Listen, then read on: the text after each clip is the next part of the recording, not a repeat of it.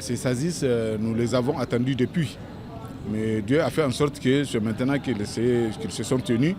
Donc, arrivé à ces assises, nos objectifs, c'est vraiment de refonder un Niger nouveau, qui va partir sur de bonnes bases.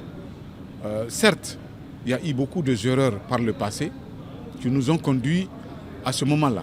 Et nous voulons que ces assises-là, à la sortie de ces assises-là, que nous arrivions à corriger toutes ces erreurs-là et que nous partons sur de nouvelles bases, qu'il n'y ait plus de nouveau 26 juillet. Vous savez, le Niger aujourd'hui ne peut pas s'exclure sur la démarche mondiale, n'est-ce pas? Il va de soi, quel qu'en soit le temps qu'on va prendre, il va de soi que l'ordre constitutionnel revient. Mais nous voulons que cet ordre constitutionnel-là vraiment soit cadré, soit vraiment bien armé, afin que notre pays réponde à toutes les attentes mondiales et les attentes internes.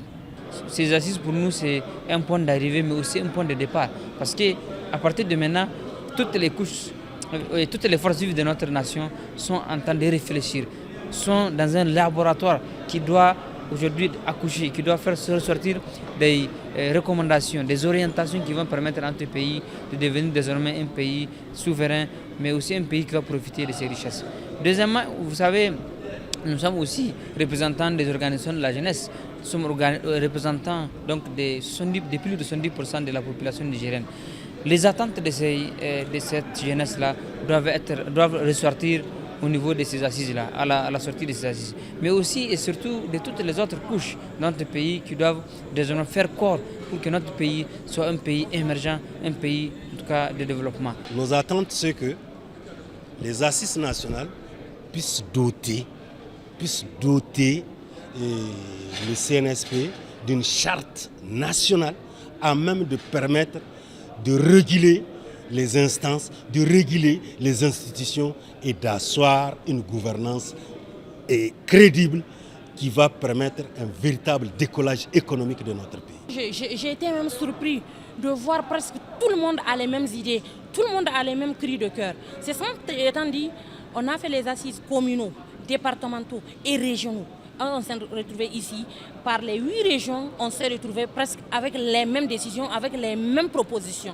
Donc tous les 4-5 sous-commissions, j'ai l'impression que tous ceux qui sont dans cette sous-commission ont la même conviction pour cette refondation, pour donner des institutions fortes. Et je suis sûr et certain qu'après la sortie de ces assises, ce qui va être, comment dirais-je, ramassé et présenté au chef de l'État, il va les appliquer en lettres, car il s'agit de notre dignité, il s'agit de notre destin. Et je pense bien que nous sommes assez mûrs, assez majeurs de les tracer et on va appliquer ça comme on l'a voulu.